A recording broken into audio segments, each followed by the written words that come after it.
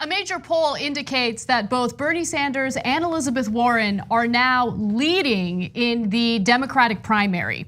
Now, this is a Monmouth University poll that shows that they are beating Joe Biden, who has been the front runner, and they're beating him by 1 point. The Monmouth University poll released Monday shows Sanders and Warren deadlocked among Democratic voters at 20%, with Biden a point behind at 19%.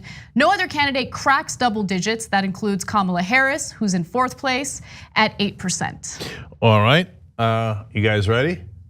Ladies and gentlemen, we got him. Down goes Biden. Okay, I'm just kidding. I'm just kidding. So okay, one of the worst mistakes anyone can make is to get too confident, and I don't want people to get confident. With that said, this is great news because there are giant changes in the poll results for these candidates. So if you just go back a little bit, the same polling organization found something very different just last month. Hold on. So before we show you the massive changes that have come forward, I want to tell you two things we're going to do afterwards. One, Nate Silver has decided this poll doesn't count.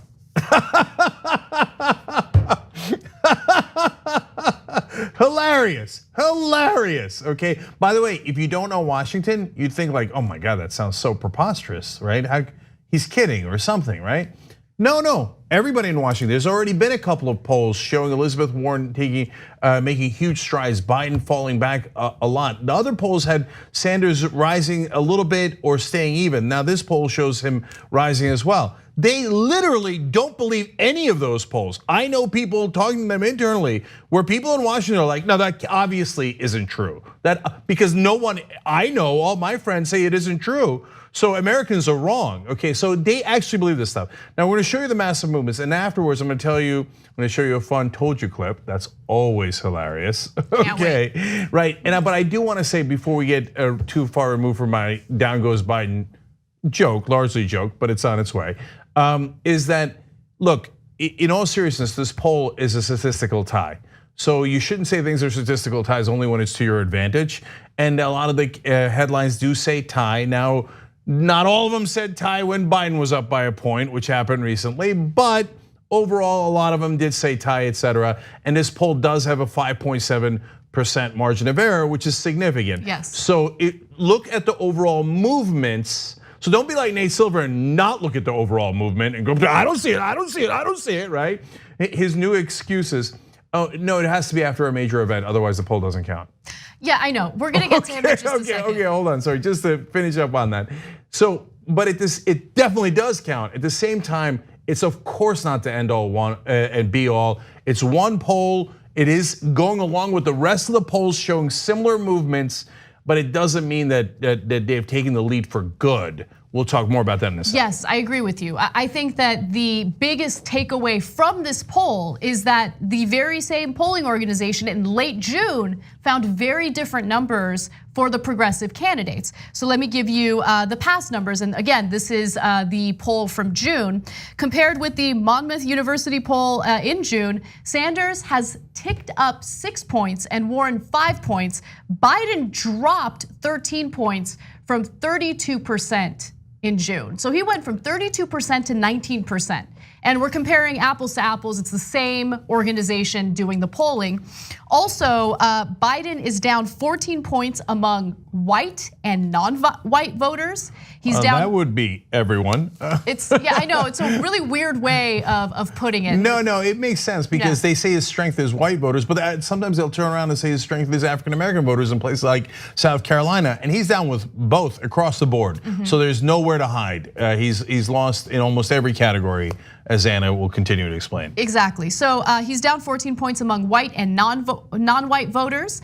He's also down 14 points among men, 13 points among women. He's down 15 points among voters younger than 50 years old, which doesn't surprise me, and 9% among voters 50 and older. So across the board, Biden has seen a decrease in his poll numbers. And it is fascinating to hear some of the moderates in the media try to dismiss this type of polling.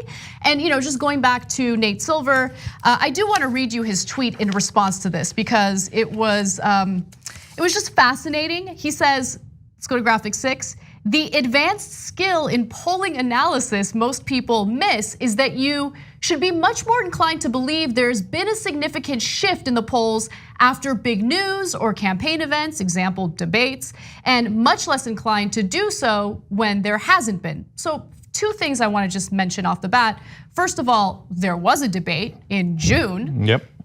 I mean, did he forget about that? And secondly, there were other things sprinkled throughout the last poll and today's poll. And those things included Biden saying all sorts of nonsensical, crazy statements. One of the latest ones that we haven't covered on this show yet, he gave a speech where he talked about what would it have been like if Obama had been assassinated? Like, he has these weird moments that I think are really starting to hurt him politically. No, I mean, look, I'm worried about Biden, and I don't mean that in a fake kind of way, like I'm concerned about him. Let's now, talk about how his mental state and bury him. No, I'm worried about him as a person. If he was the candidate, I'd be massively worried for the Democratic Party. I mean, look, he was just in New Hampshire, and he said, what a beautiful state Vermont is. Now, if that was the only slip up, you'd say, oh, that's no big deal at all, right? And I always remember the theorists, let's put them that way, that thought that Hillary Clinton had an aneurysm and had brain damage. And it was a lot of people on the right wing, but also some folks on the left wing, okay? And that was never true, and there was never any evidence of that. And faced with overwhelming evidence that her mental state is fine now, they still won't give in because some people lose their minds when it comes to politics and bias, etc. So with Biden, if it was just one data point, okay. But now, guys, he's done it over and over again with so-called gaffes, and the poor kids can be like white kids, and you've heard at least half a dozen significant ones. But on the Vermont, New Hampshire one, you're campaigning in New Hampshire. New Hampshire is one of the first 2 states. Confusing it with Vermont when you're that seasoned a politician, that is really weird. And so I give you that in the context of what Ana just said, which is, no, Nate, all of this has happened since the last debate. There's been 2 debates, and the polls moved after the second debate clearly in favor of Warren and Sanders, and more importantly against Biden. And then there was one poll that showed that no, Biden had regained the lead, and of course all the mainstream media is on Biden's side, so they do propaganda on his behalf 24/7 after the debates for several weeks. But then he kept making these huge gaps that are making big news. So there's plenty of reasons to believe this poll and 2 others that are similar to it are real. But when anyone in the establishment, including Nate Silver, sees numbers they don't like, they just wish them away. He did the same thing with Donald Trump right about this time. When I was saying, look, all the numbers are super real, he's gonna win the Republican nomination, people like Nate Silver were saying I was crazy. Oh, that's never gonna happen. No one I know likes Donald Trump. That doesn't mean a goddamn thing. And the reason I get more mad at Nate Silver is because his job is supposed to be numbers. Right. If he was a normal jackass pundit on television, I'd be like, it's Tuesday.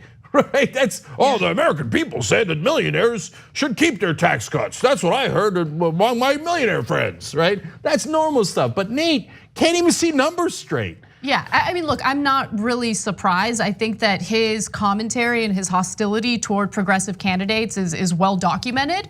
But I do want to get back to some of the other findings of this poll, and then I want to kind of give you my theory, and then Cenk can brag about his predictions. Yes. Yeah, I know that's what he's waiting for the most. So here are some more findings, and it's just fascinating. Biden also slipped 18 points among Democratic voters who describe themselves as moderate or conservative, and 9 points among self-identified liberals. Okay, let's pause for a second.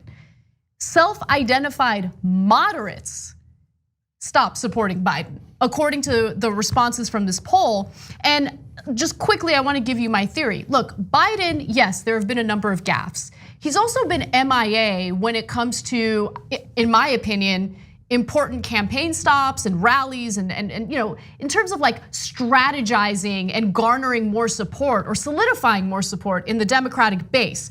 He's been MIA, he's kind of ripping a page out of Hillary Clinton's playbook, which I think is a giant mistake. And then you have the progressive candidates, and what have they been doing?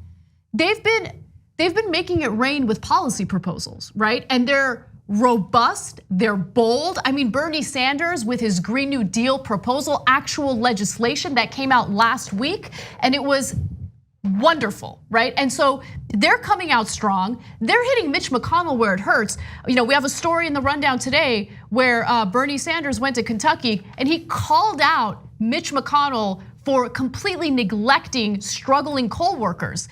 These are candidates who actually care about the issues, and they're not afraid to propose bold solutions to very real issues Americans are facing today. I think when you combine all these different elements, that is reflected in this poll. The response from Democratic voters is reflected in this poll, and it's great. Yeah, so I want to clarify one thing and then brag. So this poll was conducted between August 16th and 20th, so they hadn't seen the Green New Deal proposal yet. But there have been so many others. Yeah, that's what I was going to say. But he did criminal justice reform proposal that was very bold. But it's one of many in a pattern. First, Elizabeth Warren had come out with a lot of proposals, and then Bernie now has doubled down in his number of proposals. And so now, if you're someone who's a progressive, you see those, or just any Democratic voter based on the numbers, you go, well, look, they're coming out with interesting ideas and look like they're fighting for me, and these are things that I agree with. If you're in the establishment, and I have to clarify this because both sides don't understand each other at all because they live in different bubbles. In the establishment, they look at those proposals especially by Bernie Sanders and go, oh, no one would care about those. Those are not big events. Because obviously those are unrealistic. Everyone in Washington says so. Obviously, we're not going to do those because that would hurt oil companies, et cetera. So, and Nate Silver doesn't have to think about oil companies. He just is part of the groupthink. And everyone in that toxic stew thinks there's no way that the American people would be interested in progressive ideas. Nate, look at the polling on every single issue. I mean, I've literally gone through dozens of issues that have been polled. The American people are 60% to 80% in favor of progressive issues. The number that keeps popping up in like half the polls is 66%, 66%. That's 2/3 of the country, okay? On massively progressive values and issues, et cetera. But when Warren and Sanders defend those, everyone in the establishment goes, oh, that's not a big deal, that can't be real. Now, finally, Warren has broken through a little bit and they get, oh, she has a plan for that. And so they've given her some positive coverage, but remember, Bernie's still in the race. Okay, so that finally leads me to what I told you guys recently. When the last set of polls came out showing that Warren was closing in on Biden big time and Biden was fading, here's what I said. The Biden fade has begun. So now we got a poll out of Iowa. I believe that's a fairly relevant state. It's starting line at Change Polls, and we've got a new leader, Elizabeth Warren. In fact, Joe Biden's now tied with Bernie Sanders. So depending on how you want to frame it, he's tied for second, tied for third, and fading and fading. Warren now has an 11-point lead in Iowa against Biden. Now, here's the thing. You can say, hey, that's just one poll, and you could talk about, hey, what is the credibility of that poll, et cetera. But guys, it doesn't really matter. Does anyone think that Joe Biden, after losing the lead, is going to retake the lead? No one that knows politics thinks that. Once the fade begins, it's good night, Irene. And here we are, nighty-night. So maybe Nate and Joe Scarborough and everybody else in Washington thinks, no, Biden's an amazing politician and he'll mount a comeback. I'm here to tell you, and I've been proven right about 1,000 times over, that he will not make a comeback. He has no ability to make a political comeback. Once the fade begins, it's terminal, and it has already begun. So I told you that 10 days ago when the polling showed what we thought it was gonna show based on what we know about politics. And the reason why we do predictions, yes, it's fun, yes, I get a big head over it, but really the main reason is so you know that we're not full of it. We're not Monday morning quarterbacking it, we told you ahead of time. And part of the reason we do that is because everyone else in media says we're wrong. So I say, okay, great, why don't we do a test? I'll tell you ahead of time what's gonna happen, they can tell you ahead of time, and let's see who's right. And time again, we're shown to be right on this show. Luckily, they give us credit after we're proven. Oh yeah, every time. They've never once said, oh yeah, they were right, we were wrong. The most important part of that is we were wrong. Who cares about us being right? The phenomenon is what's important. Yes. And so even though we told them Hillary Clinton is very defeatable, I saw her lose with my own eyes in 2008. They're like, no, she can't be beat. No way, Trump has no chance, no chance. And okay, that's the past. Have you learned anything? No, haven't learned anything. All of Washington. And right now they're like, Sanders has no chance of winning. Warren, I don't know, maybe, but come on, really. A progressive, I mean, none of her ideas are gonna get implemented. Maybe it'll be cute that she'll win, but we're not gonna do any of those goddamn things. And they really can't see that they're biased. So one last one for you guys today then. Look, I think there's an excellent chance that Biden doesn't even make it to Iowa. He's not even in the race when the voting begins.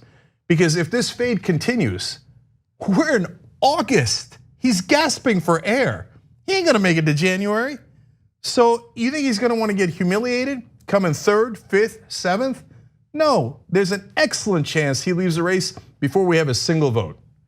Now on the other end, Donald Trump is a certifiable lunatic, and he keeps saying things that are crazier and crazier every single day. So I still believe, I've said this from day one, and I still believe today, there's also a very good chance Donald Trump doesn't make the election. So the mainstream media for the last 6 months, 9 months have been talking Biden versus Trump. It might be neither. I would argue it's actually fairly likely to be neither. The TYT Plus app is now available on iOS and Android. Download to get more TYT content at tyt.com/app.